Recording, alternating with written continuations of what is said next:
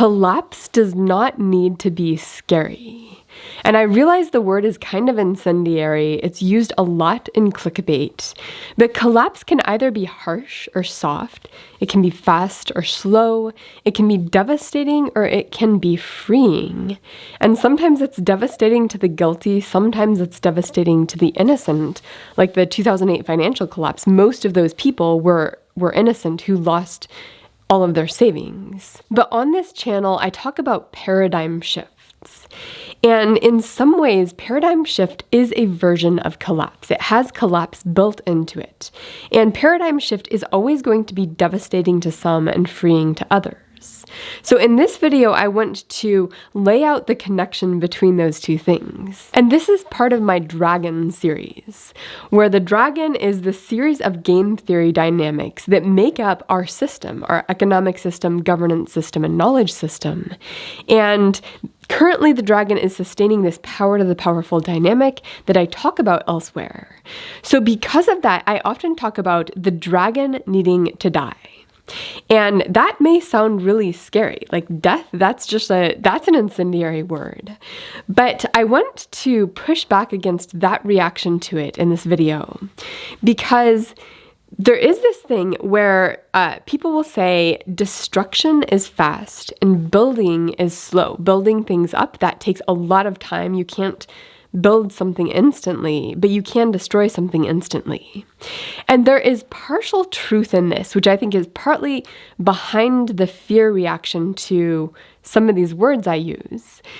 But at the same time, paradigm shifts involve both building and destruction in a way that is less something to be afraid of. And where am I going with this? First, what is collapse? And then what is a paradigm shift and how does it relate to collapse? And then how does this stuff relate to the Dragon? First, what is collapse?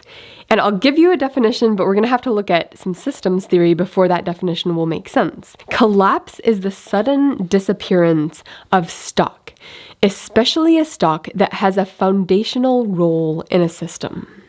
So what is stock? Well, stock and flow is used in systems theory and economics. It's basically a snapshot in time of, usually the bathtub is the first analogy you encounter, how much water is in the bathtub at this given moment. There's a stock of water. There's a stock of money in your bank account. There's a stock of water in a lake. And the flow is the movement in and the movement out that changes the size of that stock. With a lake, there's rivers that are inflows, there's rivers that are outflows, there's rainfall and evaporation, and all of those make up the flow part. In your bank account, you spending is an outflow, you making money is an inflow, and it works the same way. Now, the classic example of collapse is the gerbil island example I turn to a lot, where you have a gerbil population on an island.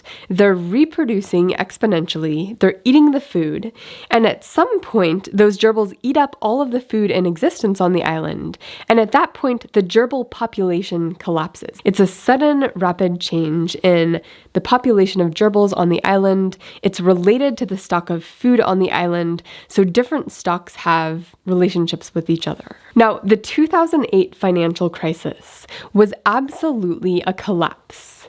And it was a collapse that was the sudden disappearance of a lot of money. And similarly, the popping of an asset bubble has this trait, this collapse trait, where if you have tulips and everybody's really exuberant about tulips and they think tulips are worth thousands of dollars, like the bulbs for tulips, because everybody's buying them for thousands of dollars. But everyone's buying them on the false assumption that the price of those tulips will always go up, and it's not really about the value, the inherent value of the tulip. It's about something speculative. There comes a point where reality creeps in and people suddenly realize, wait a second, it's just a tulip bulb. It's not going to be worth $5,000 instead of $3,000 today. And when enough people realize that at once, this change in perspective will collapse that, such that the day before you might have had a $3,000 bulb, and the day after people realize this is only a $25 tulip bulb. And that is a sudden disappearance of resources or assets that you had in your bank account. That is a collapse. Now, because of the nature of collapse, oftentimes the type of stock that is suddenly changing is something that's kind of conceptual and more nebulous. It's not something that's as physical, because physical things don't change as quickly. So, for example, trust in a marriage. If there's infidelity in the marriage, the moment that becomes known by the spouse, trust is evaporated. And here I might point to this adage that trust is built slowly, but trust is destroyed quickly. So we do have this imbalance between building and destroying that shows up in the stock of trust in a marriage. And of course, on this channel, I'm thinking about things that include trust in institutions and how that has some similar properties as the marriage. And when it comes to our dragon, of course, money is part of the dragon. It's part of the system and the dynamics there. Trust is part of the dragon. But there's going to be some other sociological forces or social forces that are going to be important for the way our dragon works that might seem magical or mysterious or under the hood. And in part in this series on the dragon, I'm trying to make those a little more explicit. Now, I said at the beginning that collapse can be fast or it can be slow, and that may seem to contradict my definition, which is the sudden disappearance of a type of stock that's foundational. And the way I reconcile this is sudden is a relative term. Even if we look at our gerbil island example, it's not that the whole gerbil population disappears and dies in the same moment. Maybe that'll take a couple of weeks or a couple of months.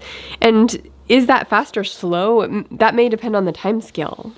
And I think in this moment, a lot of people look back at the collapse of the Roman Empire. And I did another video on David Graeber's book that kind of reframes the collapse of the Roman Empire to sort of frame it as kind of a good thing, actually. The Roman Empire did involve a lot of war and a lot of slavery, and the movement out of that, for a lot of people, may have been freedom from being under the thumb of the Roman rulers at the time. Oh, and the collapse of the Roman Empire took like 100 years, so that doesn't seem fast. So we're just becoming more flexible in the way we understand the word collapse. But collapse does not have to be bad. And that's why I want to move on to the notion of paradigm shifts. A paradigm shift is a story that repeats itself over and over again. And it's going to be a story that is devastating for the thought leaders in a field. It's going to be a story that's freeing for the heretic and for some others. And it's something that actually can happen relatively rapidly. But the thing I want you to pay attention to as I'm telling this story is this notion of building and destroying, and the way that, yes, destroying often happens fast, and building often happens slowly, and oftentimes cannot happen quickly. But I want you to think about how these two things are intertwined in this story. And the story, it takes place in an academic discipline. The person who really came up with the notion of a paradigm shift is Thomas Kuhn in this book, The Structure of Scientific Revolutions. And basically, first of all, what is a paradigm, according to him? A paradigm is where a discipline like physics or biology or chemistry, they have foundational knowledge to that discipline, which is what you find in the textbooks of that discipline, though of course I have made the case elsewhere, usually the textbook depiction is not exactly the way people advanced in the field understand it. But nonetheless, there is that foundational knowledge, and researchers in the field build up on that foundational knowledge, and they build out. And the thought leaders in the field are the ones to curate the paradigm. They decide what kinds of questions can members of this academic community ask. And there would be weird questions, like some social science questions. It might be really weird if a chemist started asking those questions, and the people in their field might be like, that's really outside of the discipline. You can't really connect that to our discipline's foundational knowledge. So that's what the field is. It's this building up and out from a foundation. And the paradigm shift starts when a heretic starts to question a piece of the foundational knowledge in a field. The heretic is like, wait a second, there's something about this that doesn't quite make sense. I want to explore this. Now, of course, that is really, really offensive to the thought leaders in the field. Because that's basically saying that there's something foundational they didn't understand. They're going to be super offended. And they'll do the same thing everyone does when they're offended by someone. They'll attack them. They'll go after them. They will not allow that person to put that questioning stuff in their journals. And there's going to be a social cost for the heretic of speaking up about their reservations or questions about that piece of foundational knowledge. So that's the setup. Now, for many heretics, they may just back down when they start to be attacked by the leaders in their field. But if they're really bold and if they continue talking, even though there's social consequences, other people in the field might start to listen and might start to be like, there does seem to be something wrong with that piece of foundational knowledge. And a lot of times these people have to stay quiet. These are the quiet followers of the heretic.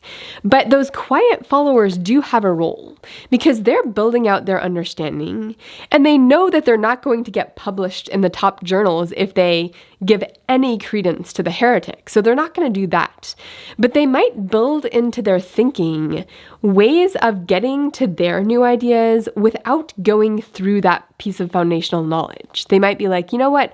I am starting to have some questions about that piece of the knowledge, but maybe I can actually reach what I'm thinking about by going around that piece of foundational knowledge, and it still works. As a matter of fact, if these people are thinking deeply about their field, they may even start to build out new ways of thinking that will easily get around that piece of foundational knowledge and that bring new foundations to the field. But again, they have to stay quiet if they don't want to be attacked. Now, how does the actual moment of collapse happen? How does the actual paradigm shift happen? It happens when the leaders of the field die or retire or move on. And at that point, new members of the community move up into these roles as editors of journals and as curators of the field. And if some of those people were the quiet followers of the heretic, they may be like, actually, we're going to let in some of these articles that question that piece of foundational knowledge. And that becomes this breakthrough. It becomes suddenly acceptable to talk about the stuff the heretic has talked about.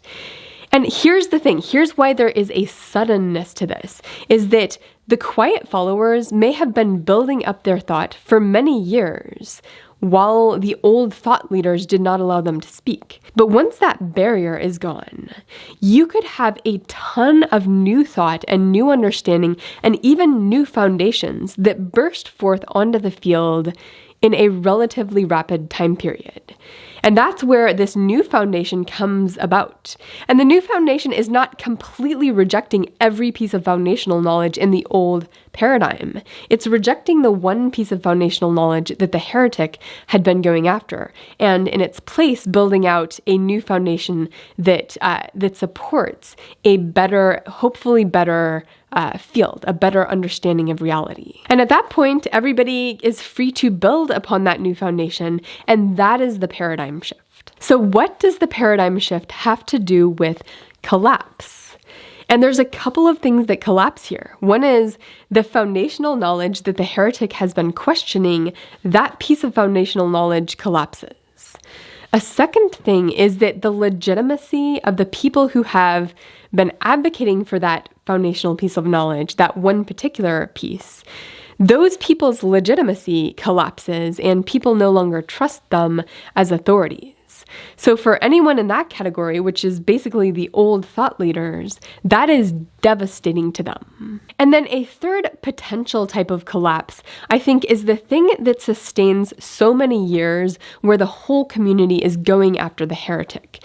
And this is the notion that if that piece of foundational knowledge is found to be wrong, that could collapse the authority of the whole discipline. If other disciplines look at them and are like, you all thought this thing that was wrong for a long time, so you must be invalid as a field.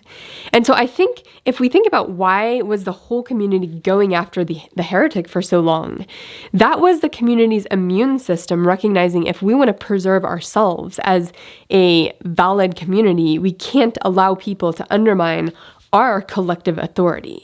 So those are the three potential types of collapse. The third one doesn't always have to happen, especially if the field can sort of gracefully move into the paradigm shift. But what about this question of building? And you notice here that in the moment of the paradigm shift, there is a rapid building out of that paradigm with lots of new, fresh ideas and information coming on the scene at once.